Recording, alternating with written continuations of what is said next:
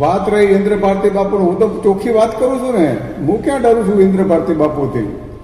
હું તો કોઈથી ડરતો નથી. જેવી રીતે બજરંગદાસ બાપુ ડરતા નથી, એવી રીતે હું પણ કોઈથી ડરતો નથી. અને હું તો એક સાધુ છું, સંન્યાસી છું, નાગા સંન્યાસી છું. અને ડરવાની તો વાત જ નહીં રહી.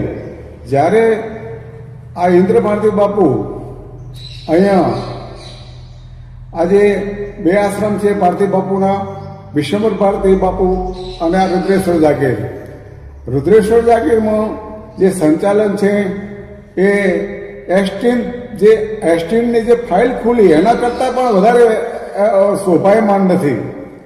દીકરીઓ જોડે આવું વર્તન થતું હોય અને ગેટ બંધ રાખતા હોય, વીઆઈપીના અવર જવર થતી હોય, છોકરીઓ લાવતા હોય અને ચરસ, ગાંજો, અફીણ, હેરોઈન, કોકીન આ તમામ ધંધા આ મહાત્માઓ કરતા હોય છે. એમનું આશ્રમ તો તમે જુઓ, કરોડો રૂપિયાનો આશ્રમ છે.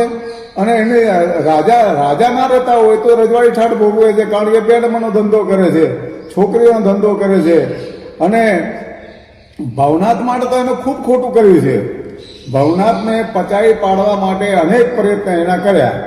અમારા ગુરુભાઈ રમેશગીરી બાપુ હતા, એમનું પણ મર્ડર કરવામાં એમનો હાથ છે. તો આ તો બધું ડેન્જર માણસો છે, ગુંડા તત્વો છે. અને એમને સરકારશ્રીને વિનંતી કરું, એમની સામે તમે કાયદેસરની કાર્યવાહી કરો અને જેલ ભેગા કરો અને